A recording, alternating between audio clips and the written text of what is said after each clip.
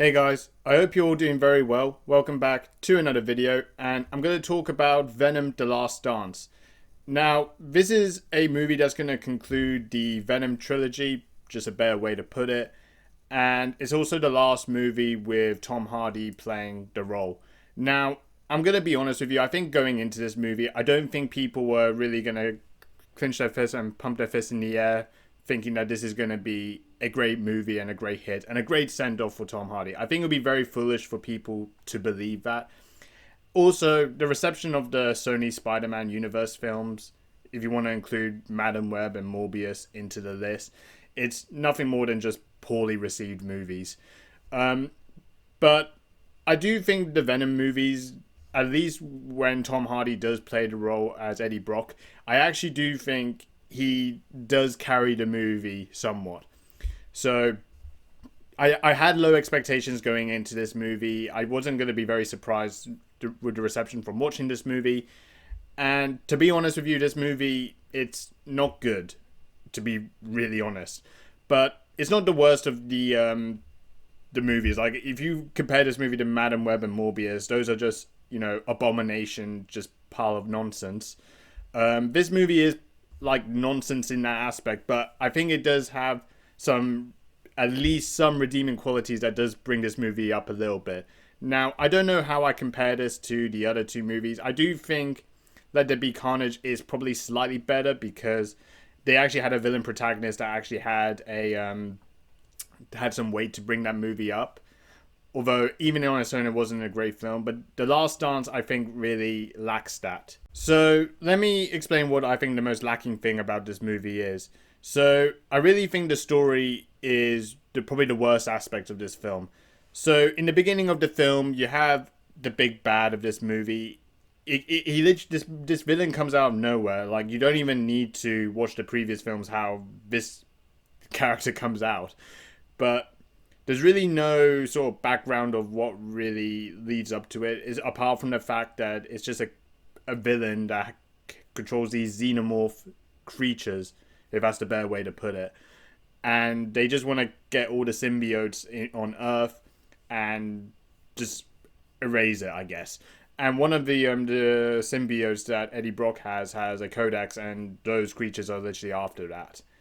There's no real reason why it happens or what point it makes. I really think that's really the real lacking thing about the story. It doesn't really prove anything or what point it wants to deliver. And really, overall, the whole screenplay and the times that you watch this film is just so lackluster and actually really boring. And I think what this movie tries to do to at least engage the audience in some way is just come up with some very cringy dialogue. And it was just not working for me. I mean, even if they tried to make this like a fun bad film, I just don't think it really worked. Now, I guess maybe for some people it could work, but it just didn't work with me. I just wasn't enjoying it. There was like some sort of really cringy lines and some silly scenes that just come out of nowhere, and it didn't really entertain me. But also, not even those elements as well from the dialogue aspect of this movie, which is really poor. But even most moments in this movie aren't really great. Like, some action sequences are pretty much non-existent. Like, the only really, well, I would say the good action moments of this movie, and actually what actually was delivered a moment for me personally, was at least the final act of this film. Apart from that, many other moments that this movie tried to do, it just didn't work, and they were really short. And sometimes the whole screenplay would just shift its focus to another synopsis that happens. So other parts of this movie has Eddie Brock. He starts getting lost. He goes from a bar and he's trying to runs away from one of the creatures trying to capture a symbiote. He gets into like another situation as well, where he meets like four sort of villains, I guess. These four characters. He starts like doing his usual thing with Venom, kills them. And to be fair, another thing I have to say as well, the way they kill these four villains is literally like Venom just eats their head of the four characters. And the way that the CGI is done with this film, it's just really poor. Like, actually awful. You don't actually really see any sort of gore in this movie. and some of the visual effects just did not work very well. So I actually got a little bit lost for a moment. So when I mentioned about the shifting synopsis, so sometimes they will shift to Eddie's perspective, but there's also another perspective where they also shift from another scene where they are in Area 51 and they have a bunker where they have a research facility where they have all the other symbiotes around. I mean, it does develop into something good for the final act, which is the last action scene. And I'm not going to get into the grits of it because I think it will spoil the film. But there's like these sort of things that they do transition between like the Area 51 scene and Eddie's scene, and it's not integrated very well. So I just think those are like a lot of things. Like a lot of this movie does is not well put together. It's pretty bad. But that's kind of all my disappointments out of the window. So very few positives I would only say about this movie. I really only think that Tom Hardy only really stands out with this film. I never really got connected or really interested with the other characters in this movie. I just think what Tom Hardy delivered in his performance as Eddie Brock and the chemistry with Venom was probably the only good thing I would say about this film, I guess.